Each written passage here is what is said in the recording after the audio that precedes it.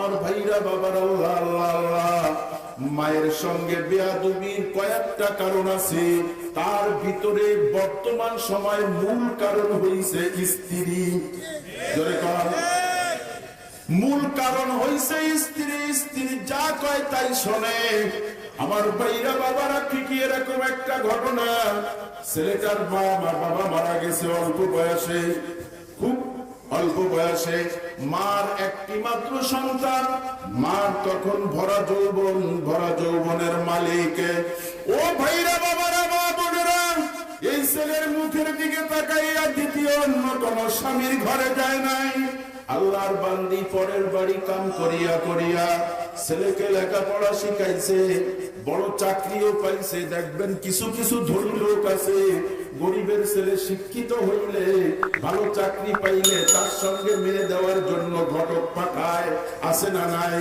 আমার ভাইরা বাবারা মা বোনেরা, এই আল্লাহ পাকের বান্দি ছেলেকে বিবাহ দেওয়ার পরে আল্লাহ আল্লাহ, ওই ছেলের মা বৃদ্ধা হয়ে গেছে, ঘন ঘন কাশে, অনেক সময় কাশতে যায় পেশাব পায়খানাও করে দেয়। এ ভাইরা বাবার আল্লাহু আকবার, মারে এক পর্যায়ে ঘরের থেকে বের করে দিছে, পুকুর পাড়ে তাল পাতা দিয়ে একটা ঝুপড়ি ঘর বেঁধে দিছে। মা ওই ঘরের ভিতরে থাকে, যখন খাওয়ার প্রয়োজন হয় তখন পাকের ঘরে সে কিছু খায়, কিছু ছড়ায় ফেলে।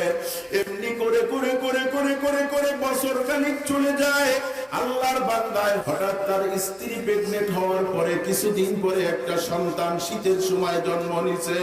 আমার ভাইরা বাবারা, এই আল্লাহর বান্দা শিক্ষিত মানুষ, রাত্রের বেলায় যখন ছেলে কি বলে জন্ম নিছে, তার সেই সময় রাত্রের বেলায় বাসায় ঢুকছে, জানালার ফাঁকা দিয়ে উকি মারে দেখে আল্লাহ আল্লাহ, এই ছেলের মা তার নিজের ছেলে তার স্ত্রী কম্বলটারে পেছায় ধরিয়া সন্তানটারে বুকের সঙ্গে জড়ায় রাখছে, ঠান্ডা লাগতে দেয় না।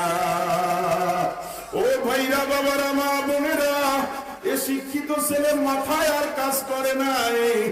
ও তো বুঝিয়া ফলাইছে ছোটবেলায় আমার বাবা ছিল না, আমার মা কম্বলও কিনতে পারতো না। আহারে পুরাতন কাপড় দিয়া ঠিকই এইভাবে আমার মা পেঁচাইয়া পেঁচাইয়া বুকের সঙ্গে তো জড়াইয়া মানুষ করছে।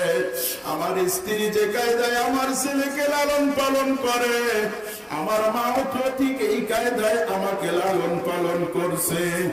স্ত্রীর কাছে না যাইয়া দৌড়ায় চলে গেছে মার কাছে। আমারে মার যাইয়া কয় মা মা মা, দরজাটা খুলে দাও, দরজাটা খুলে দাও। মাই কয় বাজার, দরজা খুলে কি করব, তুই তো আমার খবর রাখিস না।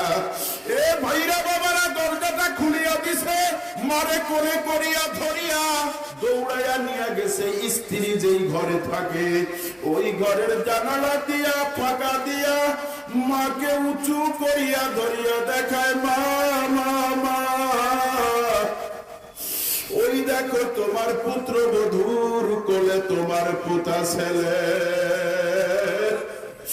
মা আমি ভুল করছি, তুমিও তো এই কায়দায় লালন পালন করছো আমাকে, আমি আগে বুঝতে পারি নাই, আমাকে ক্ষমা করে দাও, আর জিন্দেগিতে কোনোদিন ভুল করব না।